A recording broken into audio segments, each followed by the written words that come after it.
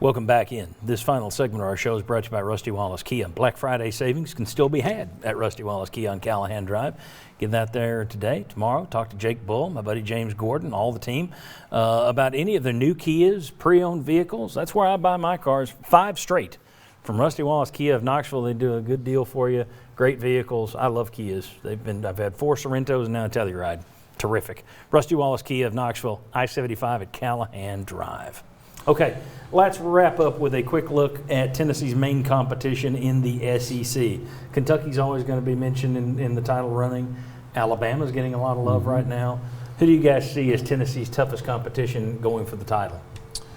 Well, I think LSU's going to be there. They're highly touted. Bring back a couple of really good guards. They've got Shaquille O'Neal's son transferred in, a couple other 5-star, 4-stars.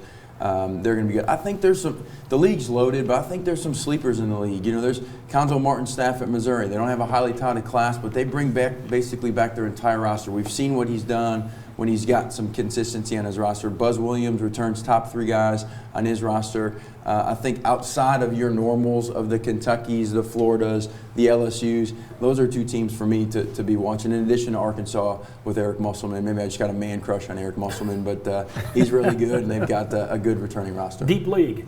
Your thoughts, guys? Who you watching? He kind of hit on a lot of them. LSU's got the best team promising money can buy, so they're pretty good. I do think that Alabama's a team to watch as well. Obviously, Kentucky's good. I have heard, though, that outside of Boston and Clark, that they're not quite sure that some of these freshmen are at the level that they have been in the past, so that maybe Kentucky's not going to be quite as good as they have been before. But I think Marquette on most of the teams to watch out there, and I think, to me, I would favor Tennessee. I think the mix of the veterans they've got with the newcomers, I think they're the best team. Yeah, it's Kentucky because of the talent. Although because they don't have as much experience to go with that talent, I have a little hesitation with them. I like Arkansas as well.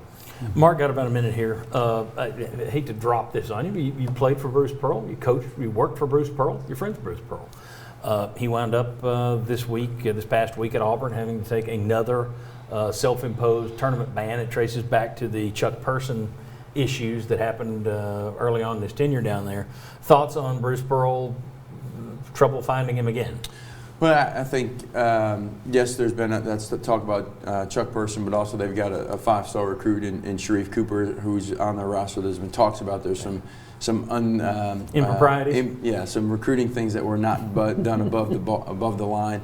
But that's just when Auburn took Bruce Pearl, they knew that was a possibility. I mean, when you see that consistently with his track record, you just know that that's part of it, and Auburn was okay with taking on that. It's interesting that you do a postseason ban when there might not be a postseason, and you're selected 8th or 10th preseason in the league to see if you're even getting the NCAA tournament. So, pick the right year to do it. That's right. Well, all right. Thanks to all these guys, Vince, Jimmy, Mark. Thanks to Bob Hodge for being here.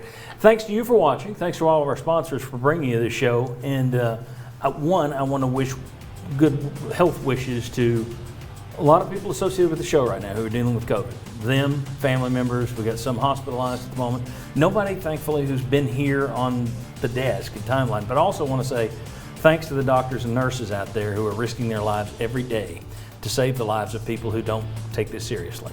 God bless you and be safe here over the next couple of months. See you next week on The Sports Source.